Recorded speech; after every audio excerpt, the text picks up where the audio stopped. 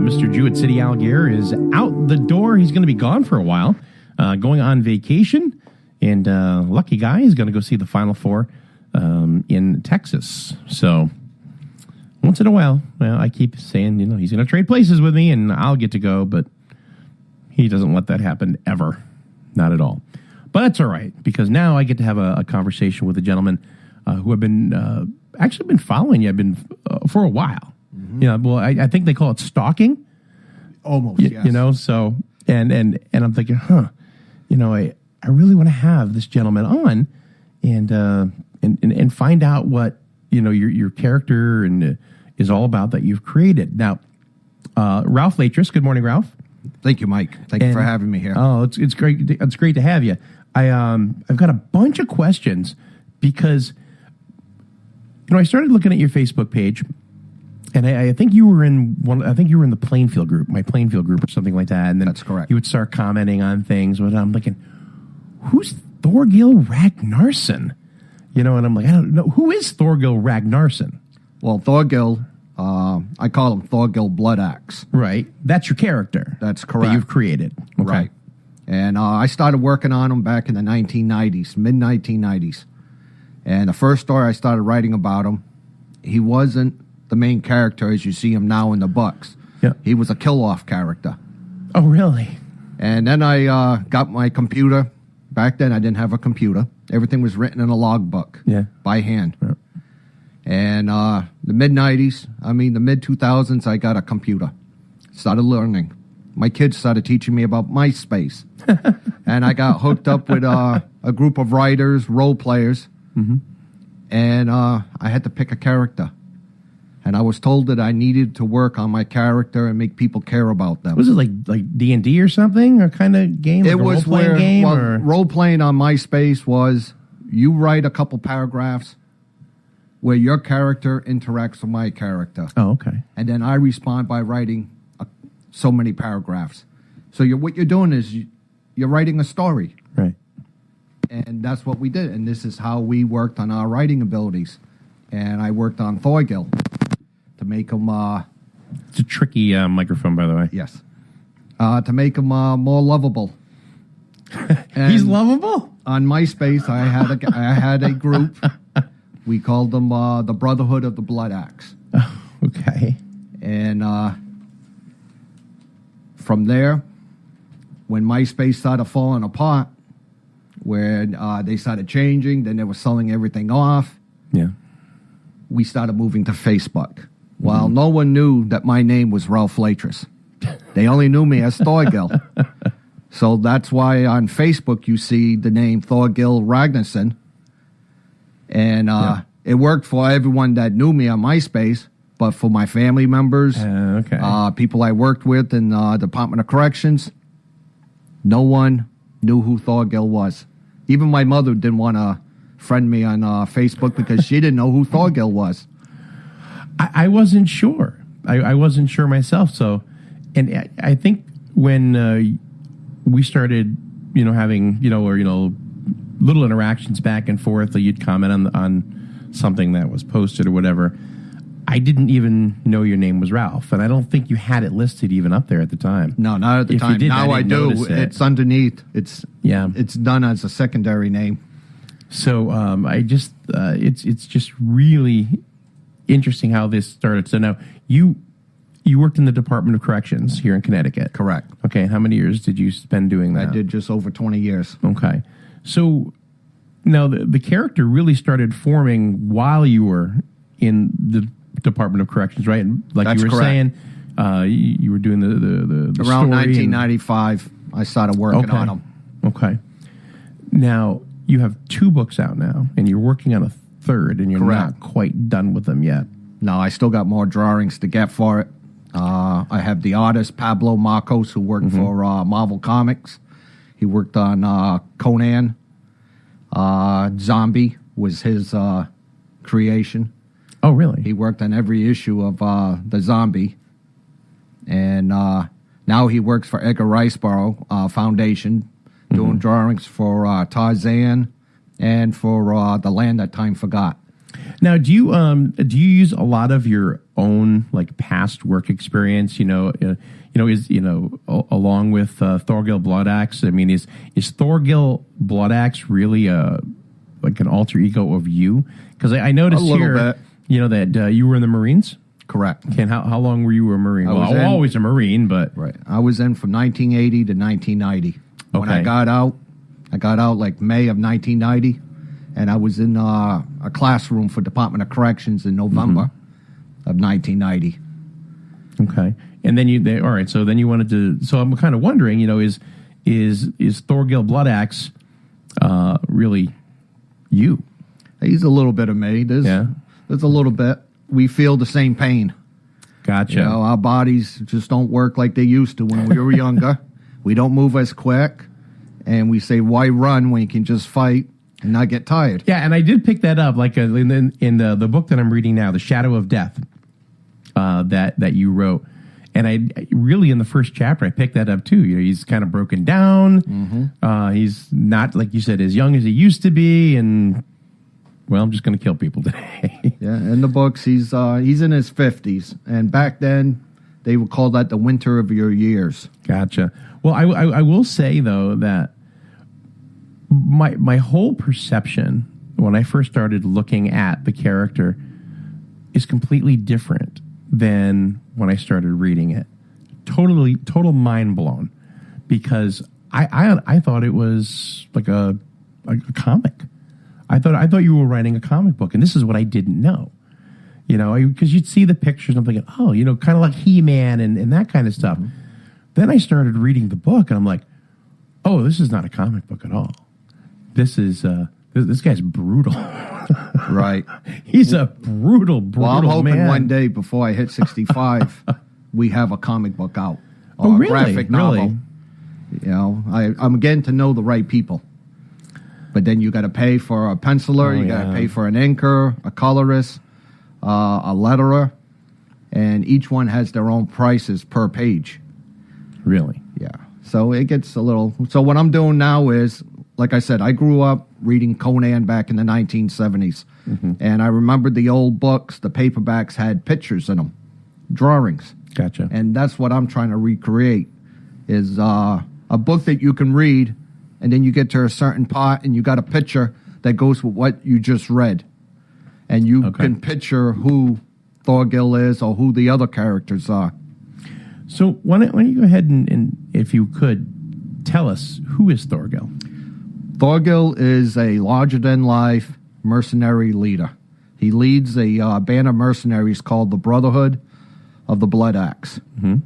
And the band is made up of Norwegians, Swedes, Danes. There's some Slavic warriors in there. And you got your Gaels, your Irish, and your Picts. You got characters like Grenay. She's a 20-something leader of a Pictish raiding band from the islands just above Scotland. And she's a little, if I can say it, she's a little pisser. I mean, in other words, she has a very short temper. And if you think you're going to get the best of her because you are a man, you're mistaken. Got another thing coming, huh? Right. Yeah. And they call her the Red Girl. Gotcha. And it's not just because her hair is red. It's because of what she did back in Ireland to get her booted out of Ireland. Was she was raped, she was molested, and left for dead. And she wasn't dead. She came back, and over time she found each and every man that was involved, and she killed them. Got him back. But the way she did it is she dyed her body red. She put lime in her hair, so she looked very frightful. Oh. And that's what scared a lot of the people to keep from... Yeah, I'd be kind of scared of that, too. Right. Just watching her walk down the street. She's bonded to the Morrigu. Okay. The Morrigu is the goddess of war, and she took her under her wing. And so she thinks that she has the power of the Morrigu. Okay. And that's what makes her like people say that she's crazy. Well, she left Ireland and went to the Northern Isles, just off Scotland, where you have a lot of your Norse warriors. You got your Picts, and she started up her own little band called the Black Fleet. And she sails around, and they just raid, and that's how she came across Thorgil. Now Thorgil is kind of like that too, right? But he's not. He's more of a land warrior. Yeah. Yeah, I don't have him doing too much sailing around or doing raiding. Is he more of a mercenary? He is. Yeah. He is a mercenary. No, he's got no loyalty to anybody. No. He's got no country, no man, no anything, just to himself. They're based off the island of Norway. There's a cluster of islands. Gotcha. And that's where they're at. And from there, like in the third book, I got them going to the Middle East. Okay. All right. Did some research. You did have... That's the one you're writing currently. Right. It's called The Vultures of Khorasan. Now, how long have you been writing that? A couple years now. Usually when you start writing, your first ideas are really not that good. I mean, it started out as something totally different. And you sit back. You got to sit back and just give it a break, reread it. Yeah. And then half the time you're just erasing everything and starting over again. I was going to ask you, like, a lot of writers, from what I've always understood, is they come up with an idea, they diagram it out, and then they have a storyboard. And and this right here it's very detailed. Mm-hmm. You know, do you use a storyboard and kind of put things together, or you just kind of like go? I just go with it. Really? Whatever goes with the flow. That's something, because what I had read, like I said, it's very detailed, you know, as far as what this guy is doing. And let's see, just in the first 2 chapters, he's killed like 10 people. It was a slow day. And the ones he did kill, they deserved it. It's a slow day. Because if I do believe in the first chapter, you had the assassins. Uh-huh. And that was from the guy that likes, they sell like an opium substance called Lotus. The lotus flower. Right. Yeah. And they have the Lotus dens. Right. And so he's looking for the drug lord. He's looking for the drug lord. Thorgil is not too crazy about that. Yeah. About his men spending all their time in the Lotus dens. Gotcha. Which this guy had opened up on his island.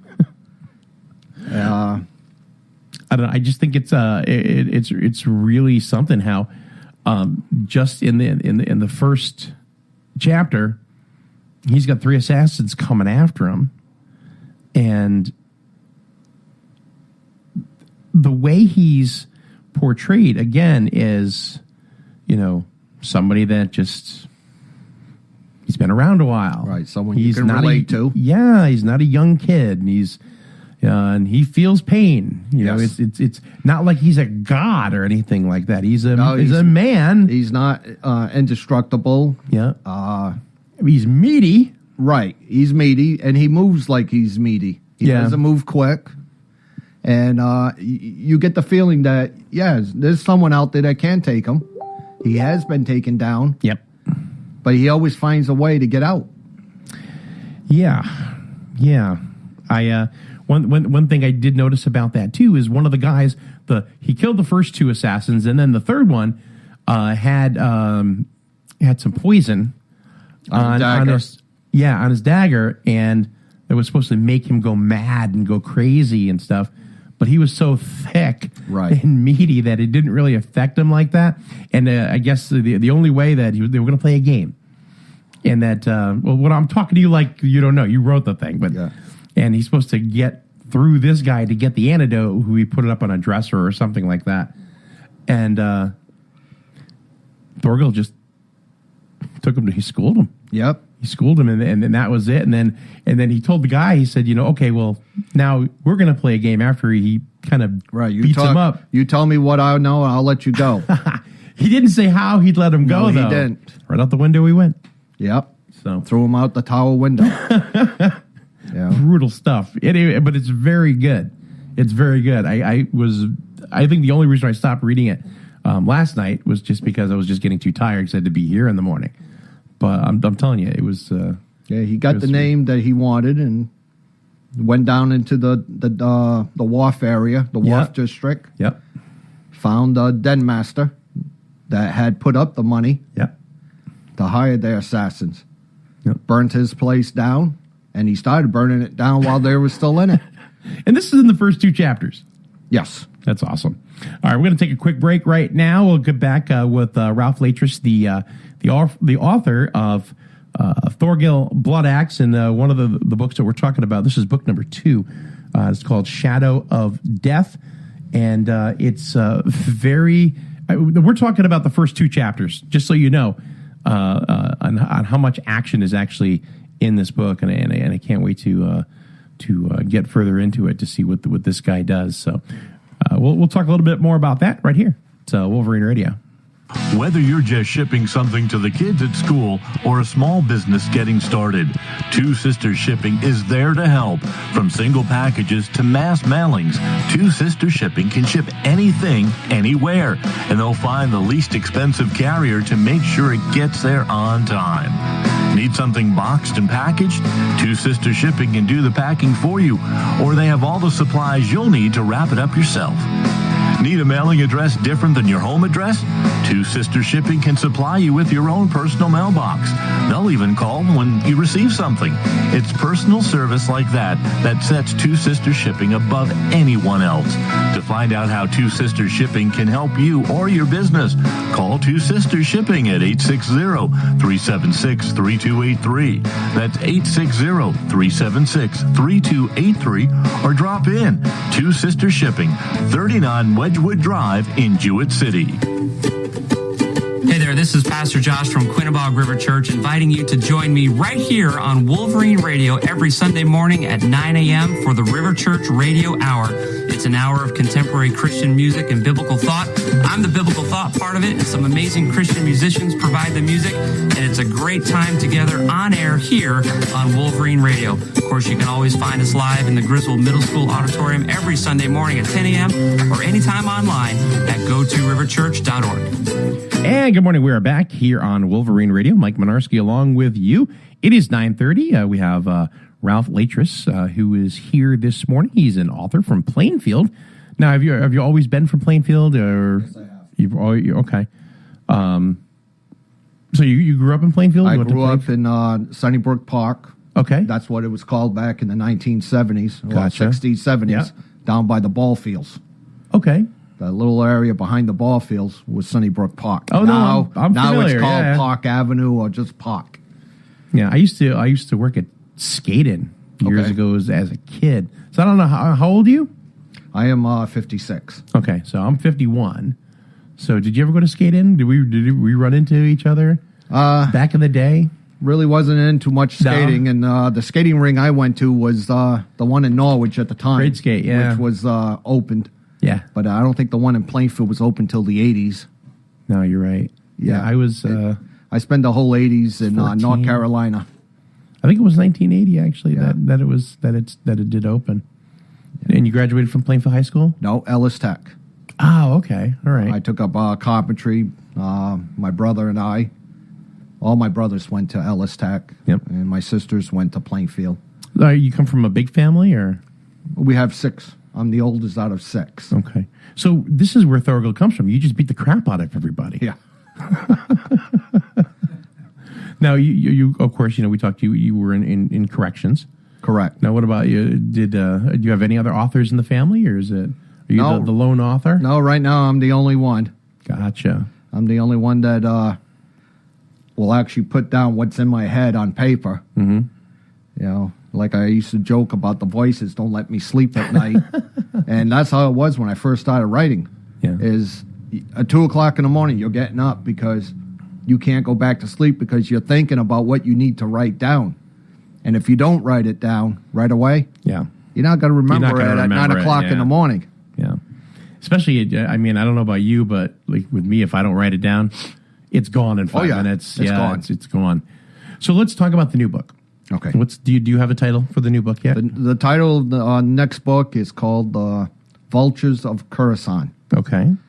The Caliph Okay. of Baghdad sent his supreme commander of foreign troops to go hire some mercenaries. And Thorgil being one of them? That's correct. They want to hire his band because it was brought to light by a man named Askell, who's a Norwegian.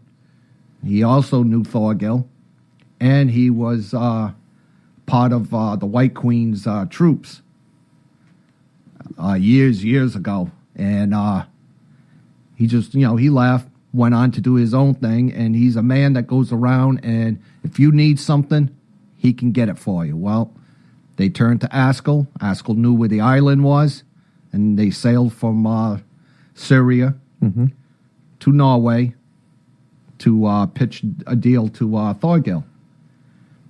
And the Persian and Grenade didn't quite get along, because when the Persian found out that Thorgil was going to take a girl with them, he didn't like The that. red girl? The red girl. Okay, gotcha. And that's when he told her, she's a leader. Yeah. And why do I have this strange feeling that she's the one that's going to take after I hope Thorgil? so, because he has a bitter tongue whenever he talks to her. And the only thing that saves is Thorgil Yeah. telling her, you can't do this. I mean, because they did have rules of hospitality. Yeah. If you got guests in your house, it's not a good thing just to kill them at the table. Yes, I'm kind of wonder if like Thorgil is going to meet his bitter end at some point. Right. And So- throughout the story, you're taken from Norway to the Middle Sea, which is the Mediterranean, where you got to deal with Sicilian pirates. Yep. From there, you're in Syria, the port city in Syria, where they dock. And then from there, they're going to travel up to Tadmur, which has been in the news. Yeah. That's where a lot of your ISIS destroyed that old city in Syria. I mean, just wiped it right out and destroyed all the artifacts. Well, back in the day, it was called Tadmur, Okay. and it was built by the Romans. And Now, do you know all this stuff, or is this a lot I of had research? to do a lot of research. You can't use things that how people refer to a lot of cities, towns, Yeah. with the names of nowadays. I had to go back to the 9th century Gotcha. and see what they called it back then. And not everyone called everything the same thing. Yeah. I mean, the Syrians might call something one thing, but the Norwegians and the Danes refer to a place by a different name. And that's what I've been trying to do, is trying to keep that. Like, there's the Persians and the Arabs would call the Vikings not Vikings, not Norse. They call them Majuzis. And What is that? Majusi. Okay. It was a term because they thought they had magic. Gotcha. And so Thorgil, by a lot of the people, gets referred to as Majusi. Okay. And the Norse had their own words for Arabs, Muslims, Persians. Right. And tell you right now, I cannot remember what it is. We didn't write it down 5 minutes ago. That's what happened.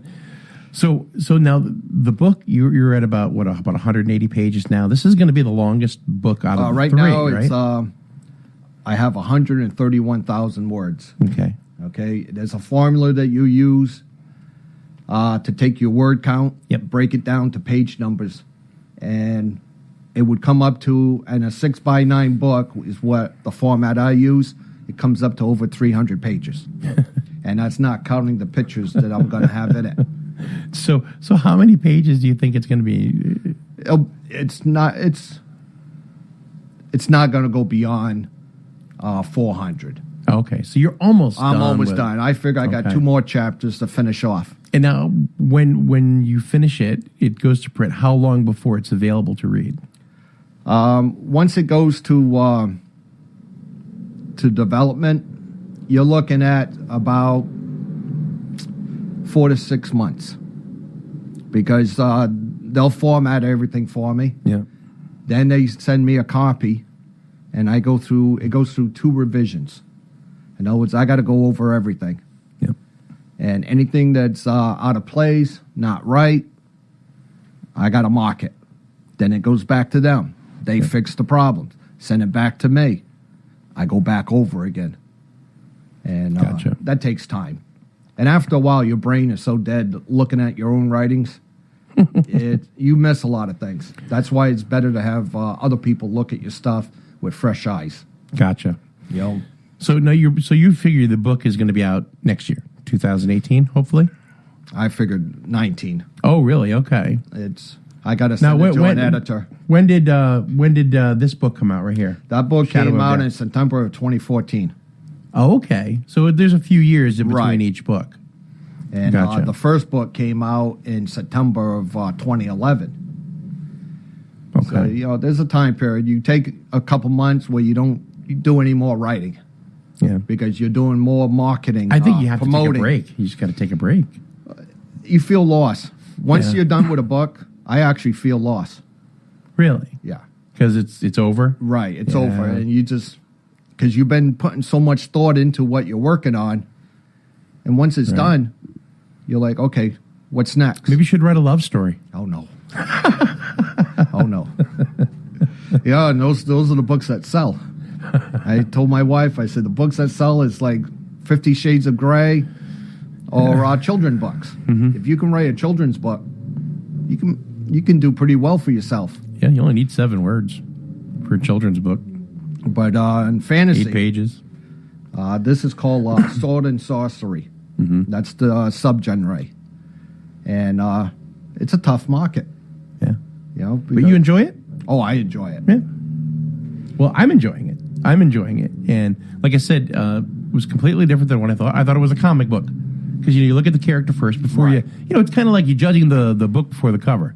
So anyway, then you start reading it. And it's like, this is completely different. And he's dark. He's a really, really dark character. So, but Well, this he's, was the but he's, cover but art. he's kind of funny in a quirky kind of way. Mm-hmm. Just in his actions and stuff. So, The cover art was done by Savvy Lim. yeah. He lives in Florida. He's an artist. He didn't draw for about 15 years. He stopped drawing. His parents really weren't into it. And he came across Thorgil, asked me permission in 2012 if he could practice drawing Thorgil. Right? I said, yeah, go for it. And at the time, Thorgil didn't really have a look yet. Yeah. I was going out on Facebook hiring young artists. I love their art. I love their style. I said, hey, here's a description. Draw me what you think the guy should look like. And all the artists were given the same description. And in the Gotcha. in the back of the book here, you'll see there's about 4 or 5 different artists that I got I promoted. And I got their artwork in the back. And they were all the artists that I commissioned to draw Thorgil. But Savvy Lim gave him the best luck. Is this one the one I'm holding here? The one you're holding, yes. I have a 2-foot statue of him, weighs 22 pounds, and that was made by Rodolfo of Colombia. Columbia, USA. Dragon Chamber. Well, you're definitely going to, hopefully you'll keep us posted of what's going on and stuff Yes, in the I will. world of Thorgil Bloodaxe. But it's really cool to, a lot of people don't know. We have just really in our own backyard, we have an author who's written a couple of books, working on his 3rd book, and you're right from our community. And I think more people need to know about that. Yeah, I don't get out too much. My wife takes me out once a week.